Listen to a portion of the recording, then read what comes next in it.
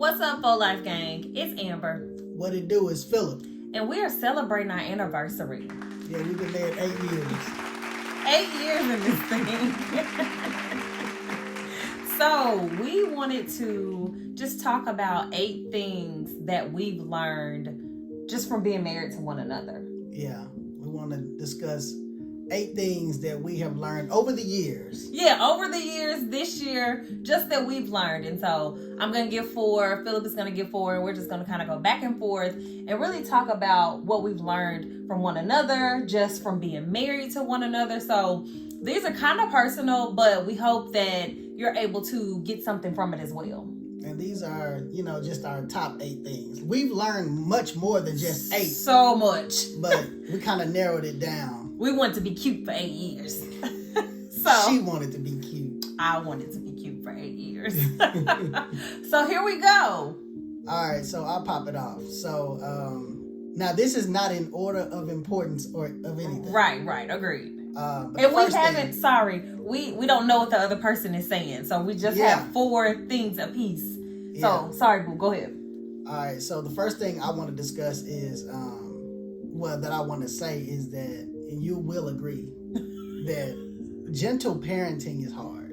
Oh, that's such a good one. You are so correct. Yes, gentle parenting is extremely hard. And what I mean by gentle parenting is just trying to break those generational curses, the things that we've learned growing up in our respective households, and the things that we're trying to do as parents and raising our kids, trying to be more patient with them, right? Listening to them, learning from them as well, right? And just not trying to be so reactionary when it comes to things that they do, things that we are not pleased with that they do. Not trying to yell, not trying to curse, not trying to spank them, not trying to overpower them or anything like that, right. But just trying to be more gentle, more understanding, thinking on their level, and teaching them. Like, it's hard, man. Like, it's extremely hard because it's a full-time job. It's not a do what I said because I said it and that's it. When you're teaching your kids to think for themselves, to ask questions, and to be the little people that they're destined to be, it's why do you want me to do this? Yeah, and like when you just said teaching them to ask questions, sometimes that backfires. Oh my goodness! Like, we're trying to teach our kids to question everything, always ask questions. We really want them to be inquisitive, but as a parent, when you get drilled with questions, you're like, shut up. You really want to say, question everything but me. Right. Like, leave me alone. Like, I don't want to be asked questions right now. I'm trying to focus. I'm trying to think. I got this going on. But that's the hard thing about it. You can't turn it on and turn it off. Right. Like, you have to always be willing to listen to them. Like, always. And then, even just on that, with us, it's hard because our personalities are so different. Our styles of parenting is so different. So we kind of clash sometimes with what we consider gentle parenting. And I know sometimes for me, I have to give you the space to actually be the father that they need, especially that our son needs, instead of me always being so, oh, but baby, Yeah.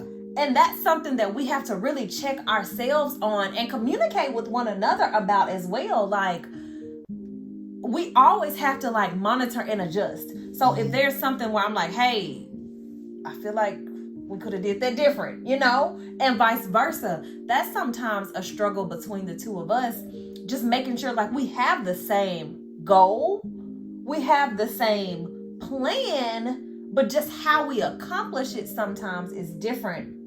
And that's something that we really have to work on and work through as well.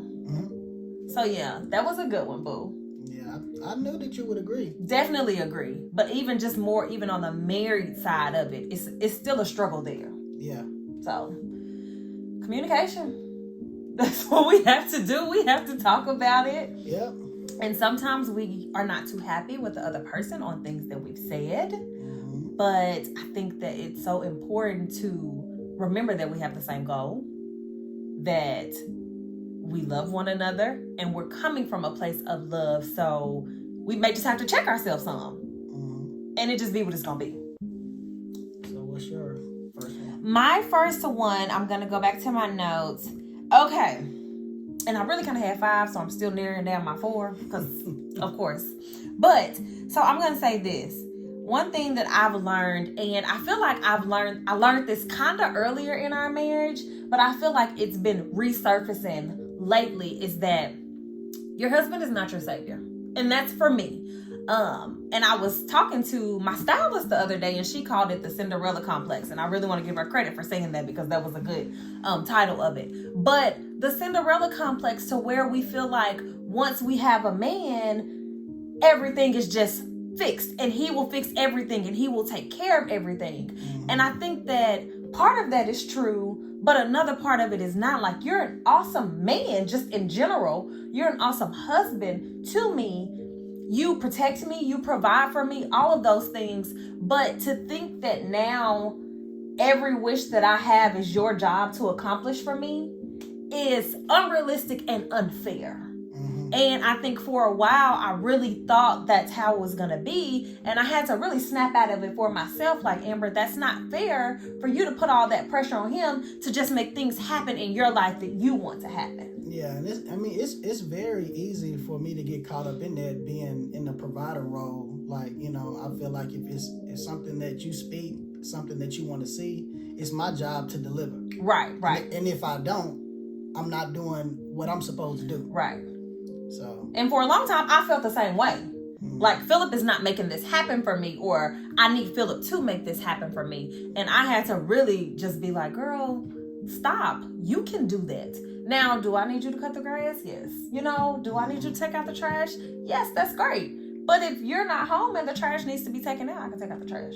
Mm-hmm. Or just even bigger things. Like, it's just not your job to save me. Mm-hmm. It's our job to work together to accomplish our goals. Okay.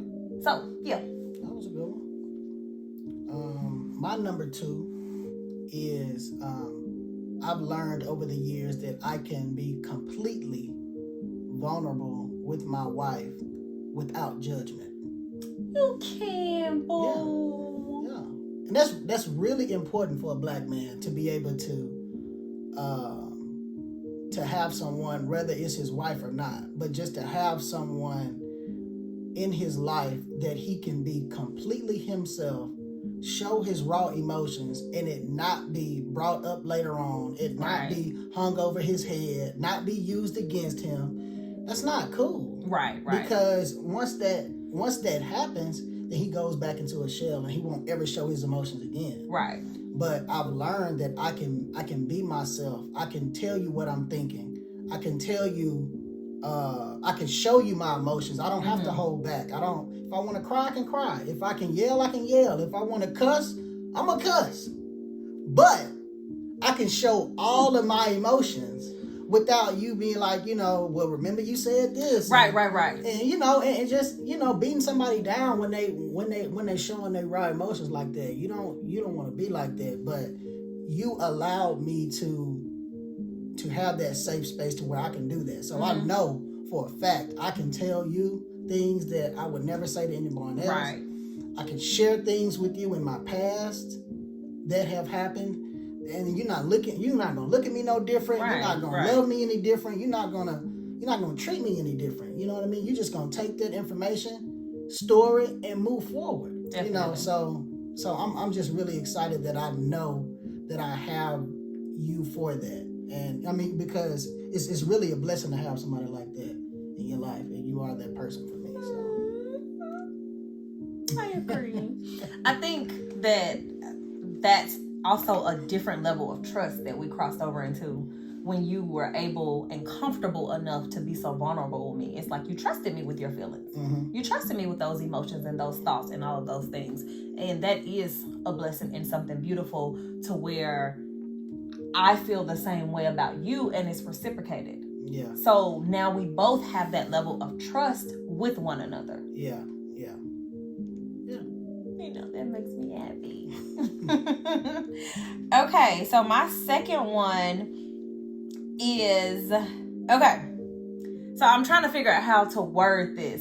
And this is something that's really easier said than done, especially I think for women, or if not for women, definitely for me. Like, you know that you should prioritize yourself some of the times. You should do things for yourself.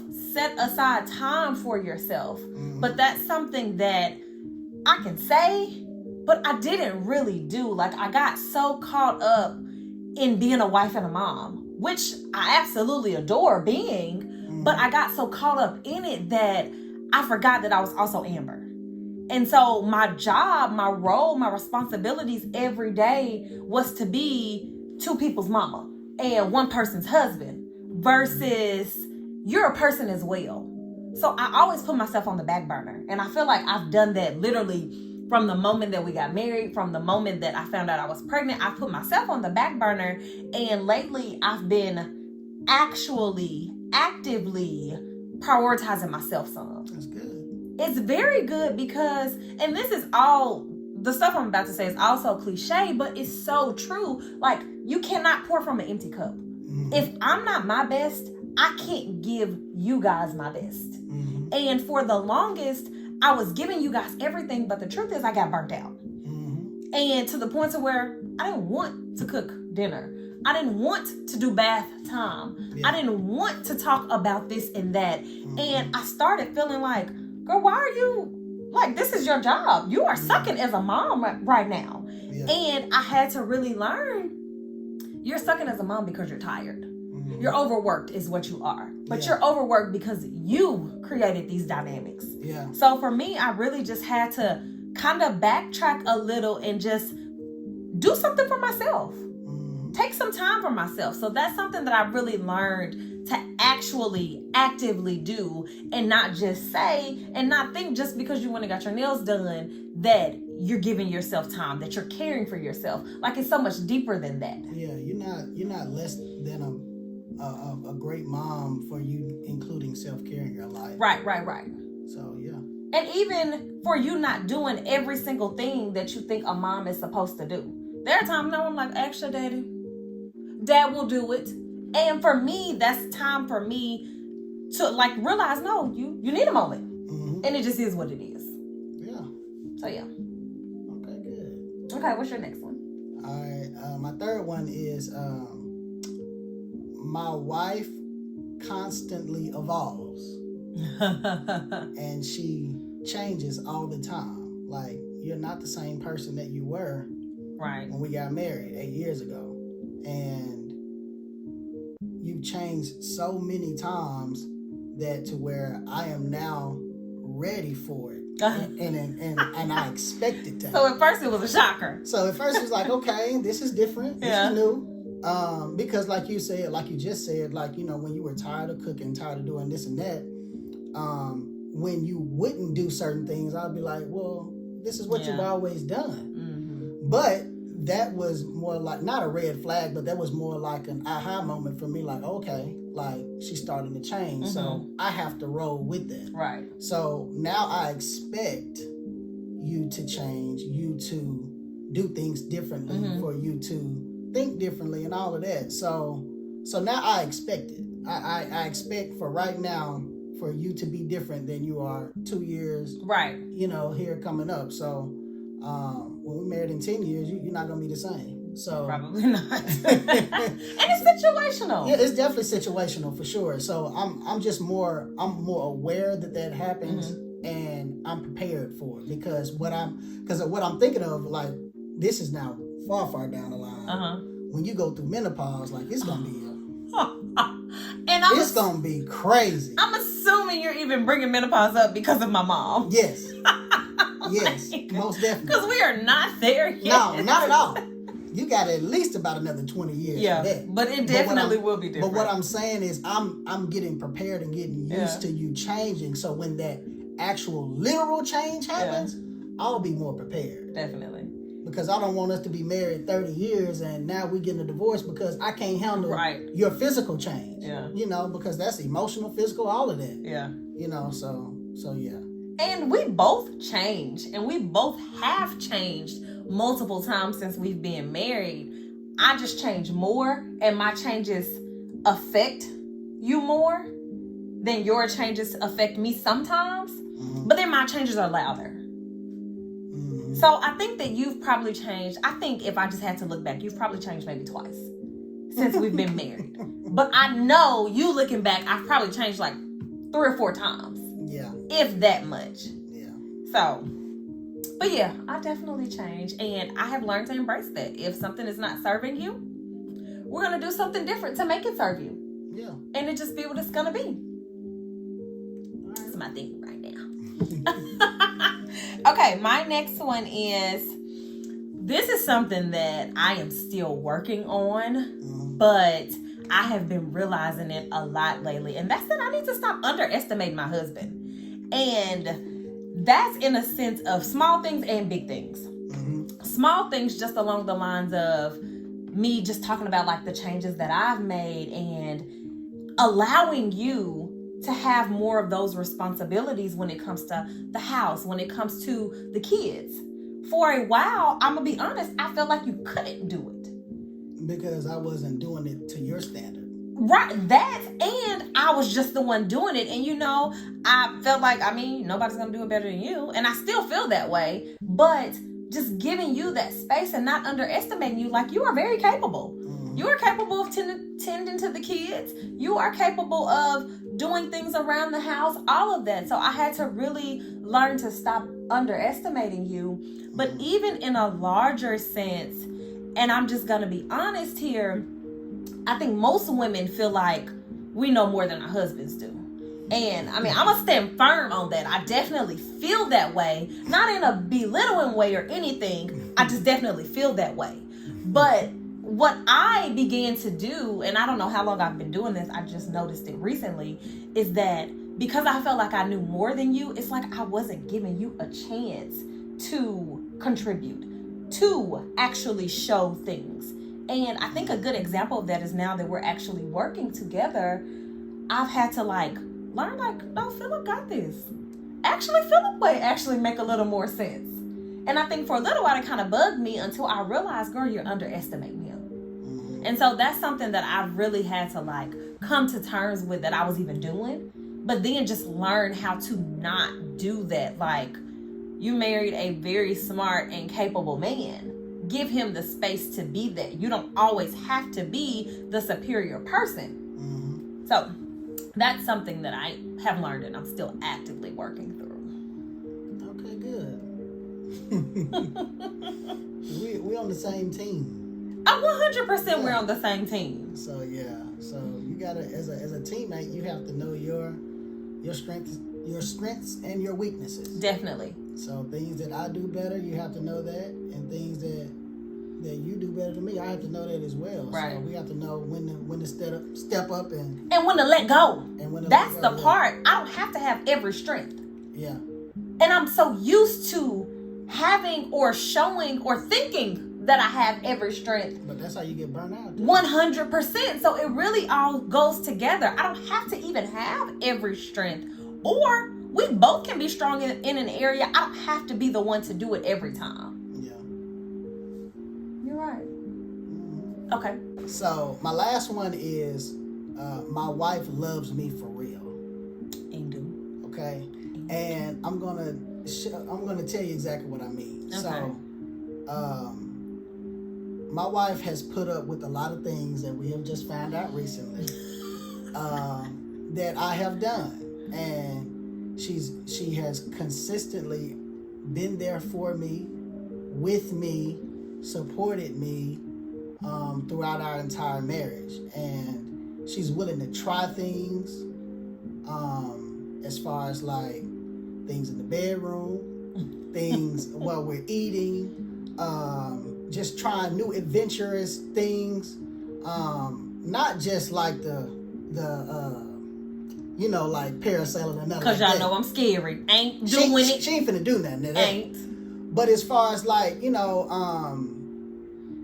having new experiences, you're willing to do that, and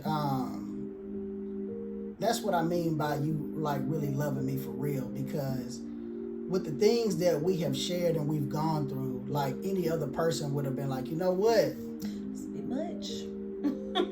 It's just too much. Yeah. You know, and for you to just to stick with me through those things, like that, it's been nothing short of a reassurance that you really love me, like for real. So that just really just gives me more motivation to continue to be loyal, continue to be supportive, and continue to love you the way that you love me. So I feel like that when we love each other how we want to be loved, and we reciprocate that, and we unstoppable, man. Like this is really gonna be going for the long haul. You're gonna make me cry. You're gonna make me cry. But I mean, that's how I feel. Like, so, you know, even though this 8 years has really been gone by just so fast. So quick. I know that for a fact that we're on the right track of going forever. Because I don't, like we said, divorce is not an option. You know, that's not gonna happen. So all the stuff that we have gone through up until this point, you know, I know for a fact that we are preparing ourselves to really endure whatever that we have coming our way. Like we can handle it. Yeah. We've gone through some things, and we will continue to go through things. 100%. By our doing and not by our doing. Right. So we're just, all the things that we've gone through are just really just making us stronger, and bringing us closer together to where we will be able to be an example for our children, example for others that's watching us, that let us know, and people that don't let us know. That we just want to be the best couple that we can be. Definitely. You know, we're not trying to be nobody else. We're not nobody. You know, we don't want to be no relationship goals or nothing like that. We don't aspire to be like nobody else, but we just really just want to be the best Philip and Amber that we can be. Definitely. So, so just by you just letting me know that you love me for real, like I really do appreciate that. I want to say I thank you for that, and I'm just excited. I'm excited too. I'm actually really glad that you said that, because me seeing how much you love me is what motivates me to continue to do the same things. And for me, I'm always trying to figure out how I can be better. And that is a big motivation on, he loves me so much. He's so good to me. How can I be better for him? And not even just like changing the person that I am, but even like me realizing like I underestimate you and things like that. It's a circle. It really is. Yeah. When you give that good, heavy love, you receive it back. You want to give it to me and be better for me because I do the same for you, and vice versa, because I want to give it to you and be better to you because of the same thing. So that's really how it's supposed to work, and where you're supposed to get to that point to where we're motivating one another. And this isn't anything that we actually even just have had an outright conversation about, but just to hear you saying it and me knowing like I feel the same way. Yeah. Like I give you just one really simple example, but this is how I feel in every area of our marriage. Like when we go to sleep at night and we lay down and you like to lay on my chest, I'm uncomfortable all night long. Like I'm really uncomfortable. Like I'll be wanting to turn over and get and find my position where I can go to sleep, but you're so comfortable. Like you be literally drooling on my chest sometimes. But that's what I feel like I'm supposed to do as your husband. I can endure the not being comfortable so you can be comfortable. Yeah. But then I realized how uncomfortable you were. And so now I try and find a position that's going to make both of us comfortable. Yeah. But that's the same thing. Like we're both giving and receiving the love, and heavy love at that. You know. So my last one is something that I thought I was working on earlier in our marriage, but I really wasn't working on apparently. And it's just that I already kind of talked about wives thinking that we know more than our husbands. And I mean, I kind of feel like we do. But even with that being said, I feel like that has hindered me from truly listening to you and hearing you sometimes. Because I feel like I know you so well. I know what you're thinking. I know what you want. And I feel like I do a good job at that. But lately I've realized that you're not giving him a chance. Like, he's telling you. It's almost like you're not seeing him because you feel like you know him too much. And so, I'm thinking of one scenario. Me too. You want me to say it? Go ahead. Okay, and this is the truth. This really is when I had to stop and realize, hey, Amber, you're doing something wrong and you've been doing it for a while. So, Philip and I are so different when it comes to presents and gifts and holidays. I feel like you should know me enough to know what it is that I want and need. So you figure out what my gift is. I think a teenage of that is also just in the I hate spending money on myself type deal, but that's me. Philip is a here's what I want, let me let you know. Yeah. Now the difference though is most of the time I already know what Philip wants. I could go to the store today and pick out 5 things that Philip would absolutely love.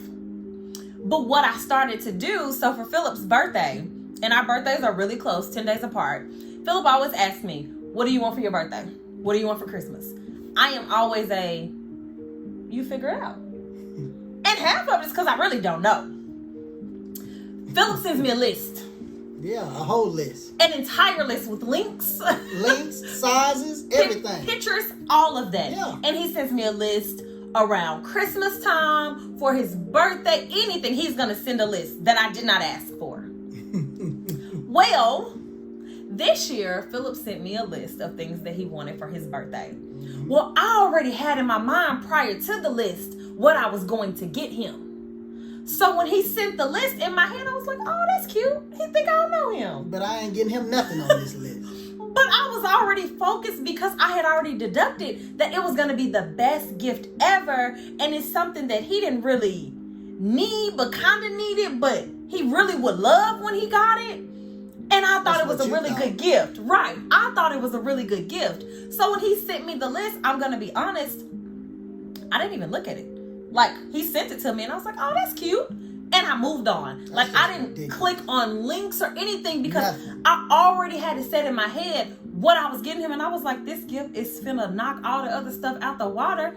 It doesn't matter. Man, please. So I get the gift. Now, mind you, the one gift that I got Philip probably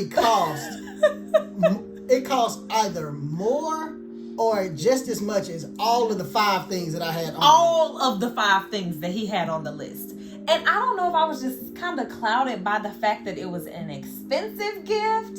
I don't know. Or what. And it wasn't super expensive, but for one item, it was kind of expensive. Yeah. So I give Philip this gift, and it wasn't what he asked for. It's not what I asked for. And he kind of appreciated it. I mean, I was appreciative, but you could tell his feelings were kind of hurt, like, dude, come on, man. I didn't ask for this. I did not ask for this. And I just knew he was going to be so excited about it. Like, there was never a doubt in my mind that he was going to be like, oh, this is way better than the other gifts that she got me. And it wasn't because he told me what he wanted. It wasn't because it wasn't a good gift. He told me what he wanted. Period. And it took me some time. Even at the time, I was kind of like, why is he not excited? Like, this is a good gift, and I'm not understanding why he's not more excited about it. But after I started thinking about it, I was like, because you didn't do what he asked. And that was just that simple. And he asked. Like, I did. You didn't have to question. And I always pride myself on, Philip will give me a list, but I already know what he wants anyway. But this year, it just wasn't the case. I did not listen to him. And so, of course, for me, now I'm deep thinking like, Amber, why did you not listen to your husband? And you didn't fumble the ball. Especially on a gift. And birthdays are huge for us. So now I'm like, so you made his birthday horrible? You single-handedly ruined his birthday. Knowing that presents or gifts is my love language. Which is why I thought I was doing well. Because I know that's his love language. Philip gives me gifts to show how much he loves and appreciates me. And I'm very appreciative of the gifts. But I knew, like, Amber, you have to start. And that's something I had even told myself. Yeah. You got to be more intentional about loving Philip in the way that he wants to be loved. And not just in the way that you want to be loved. Yeah. So I really thought I was doing my thing. But it wasn't because I did not listen. And I start thinking about other things that have happened and all of that. I'm like, oh, this is a pattern for you. Yes. You just do your own thing and just take charge. And he's literally telling you what it is that he wants. Literally. And so I had to just come to terms with that for myself. And so now I've really been trying to like just stop and listen. And even in that, be slower to talk. Because a lot of times I'll get what I need, even though I feel like I already know. And that's just something like I obviously need to work on. Like, we don't know everything, and we don't need to think we know everything. So that is something that I really learned this year, that I don't listen as well as I thought I did. And I'm glad you learned.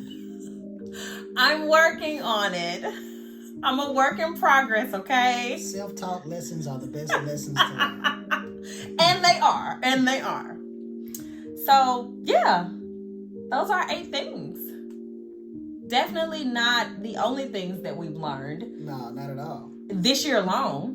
Yeah, not at all. But definitely the 8 ones that are, really important to us. Some things that we can just that we're willing to share. Definitely. And some ones that are very, very important. And that we think can help others. Yeah. I think a lot of times, I know for just us, we really pride ourselves on being friends and also having those opposing personalities that work really well together.